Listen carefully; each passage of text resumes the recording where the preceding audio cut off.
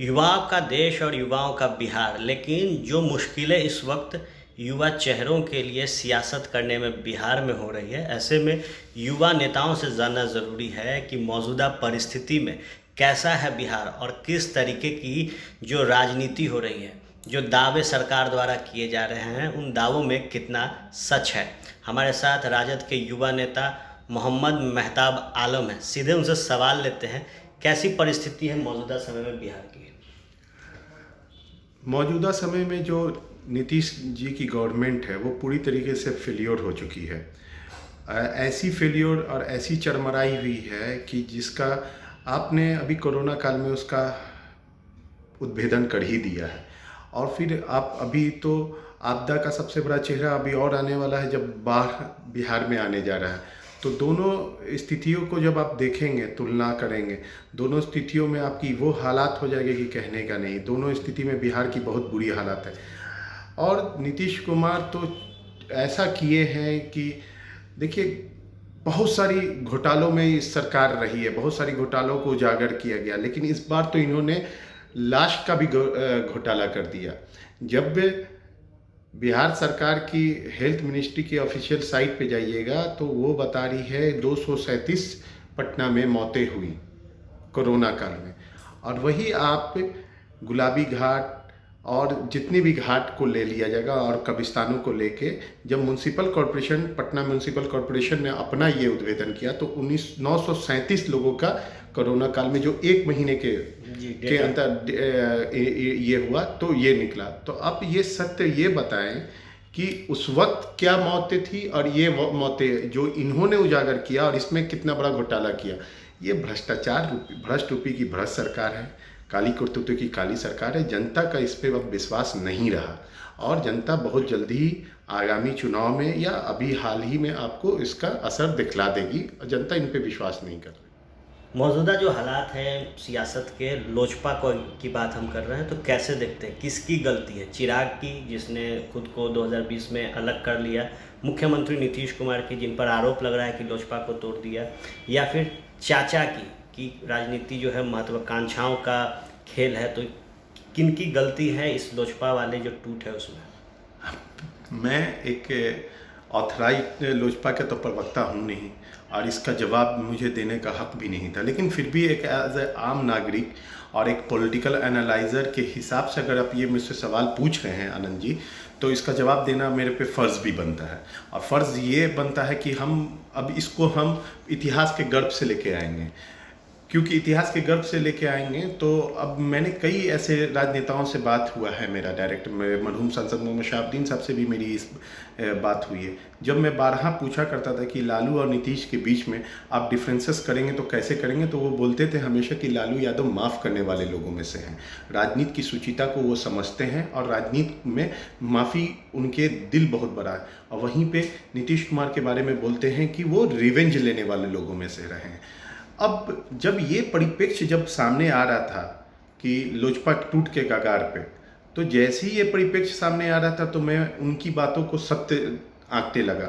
वो आप इस तरह से देखिए कि इतिहास के गर्भ में जाइए, इतिहास के गर्भ में जाइए तो 1977 में जब बिहार में पटना राजधानी के गांव बेलछी हत्याकांड हुआ, नरसंहार हुआ, जिसमें कुर्मियों के द्वारा पासवानों पे हत्या की गई, पासवानों की हत्या की, नरसंहार किया गया, जिसमें मौजूदा टाइम की प्रधानमंत्री ये इंदिरा गांधी को भी आना पड़ा पानी। और जबकि उस गांव में जाने के लिए पानी बहुत ज़्यादा लगा तो उनको हाथी पे चढ़ के जाना पड़ा।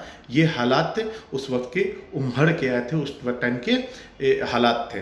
तो ये जो डायनेमिक्स जो खड़ी हुई थी, पासवान वर्सेस दलित, पासवान वर्सेस कुर्मी की डायनेमिक्स खड़ी हो गई थी।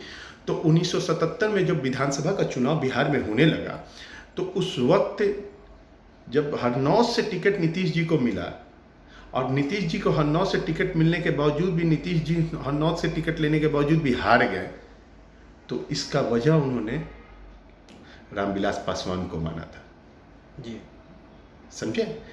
और फिर आप इतिहास को और आगे के गर्भ में जाते हैं तो 1990 में जब इनके हाथ में चाबी थी, सत्ता की कुंजी जिसको कहा जाता है, किसके हाथ में? रामविलास पासवान के हाथ में जब रामविलास पासवान की चाबी थी, तो लोग पूछते थे कि आप नीतीश जी को मुख्यमंत्री बनाए, तो उन्होंने बोलते थे जो 1977 के इतने बड़े वक्त में जब चुनाव नहीं जीत सका, वो अभी मुख्यमंत्री बनने के लायक नहीं है। वो रिवेंज और उसके बाद वो बगावती तेवर जो कि हमेशा से रामविलास जी का रहा। जब उरूस पे थे संजय गांधी जी, तब उनके सामने वो खड़े होकर उनके विरोध में सदन में आए थे, इतने बगावती तेवर थे। तो उन्हीं का जीन्स उनके बेटे के अंदर था। तो 2020 में उसने भी सत्ता, जो राजनीति जो सत्ता बहादुरी या बगावत का नाम है।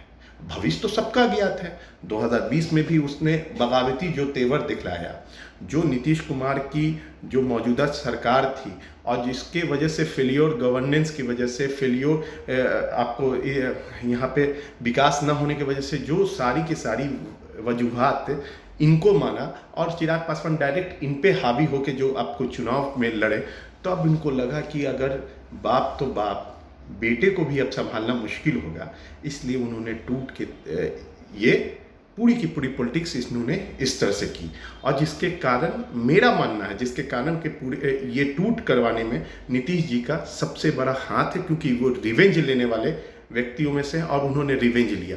लेकिन शायद उनको ये भी नहीं एहसास है, इतिहास में से मैंने ये लगा दिया, लेकिन ये भी उनको एहसास नहीं है कि अब अगर रामविलास पासवान के साहबजादे रामविलास पासवान के अंदाज में बगावती तेवर में और सुविधाजनक राजनीति को छोड़ के जब जनता के बीच में जाएंगे, तो मुझे पूरा यकीन है, मुझे इस बात का पूरा यकीन है, जनता उनके सिंपैथी है, उनके साथ है, जनता उनके साथ आएगी, विजन और विजडम देख के उनके साथ आएगी।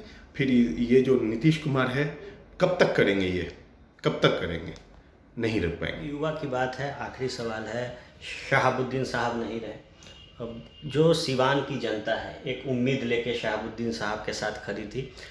अब ओसामा साहब को लेकर लगातार चर्चा है कि किस तरीके से वो अपने आवाम के साथ खड़े हो सकते हैं। आप ओसामा साहब को भी नज़दीक से जानते हैं, हिना साहब को भी नज़दीक से जानते हैं, शहाबुद्दीन साहब के साथ कई पल जो थे आपके बीते थे। क्या सिवान की जनता ओसामा साहब में शहाबुद्दीन को देख सकती है? सिवान की जनता ने उसी दिन ऑलरेडी ओसामा भाई में शहाबुद्दीन साहब की विरासत को तस्लीम कर लिया, और सिवान क्या पूरे बिहार के लोगों ने उनको अपना, युवाओं ने, दलितों ने, शोषितों ने, पिछड़ों ने, अक़लियतों में ने अपने आप को उनको अपना कायद मान चुका है।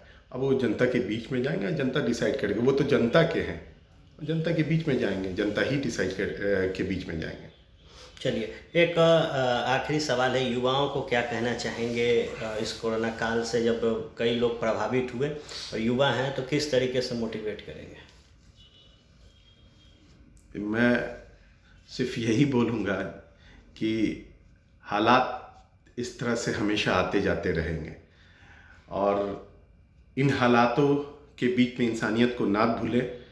हेल्पिंग हैंड नहीं तो हेल्पिंग सोसाइटी के बीच में हेल्पिंग हैंड बढ़ाएं, लोगों की मदद करें, और जो लोग आपदा में अवसर खोज रहे हैं उनको बताएं कि आपदा में हम अवसर नहीं, आपदा में लोगों की मदद करने के लिए अपने के बीच में मौजूद होने के लिए आए हैं। चलिए, तो ये थे राजद के युवा नेता मोहम्मद मेहताब आलम, और साफ तौर पर युवाओं को मैसेज के साथ जो परिप्रेक्ष्य इस वक्त बिहार के सियासत में चल रहा है उन तमाम सवालों का बेहतर ढंग से जवाब दिया है, और एक युवाओं के लिए मैसेज छोड़ा है कि हेल्पिंग हैंड बने और बिहार में अपना नाम रोशन करें। बने रहे फर्स्ट बिहार के साथ। धन्यवाद।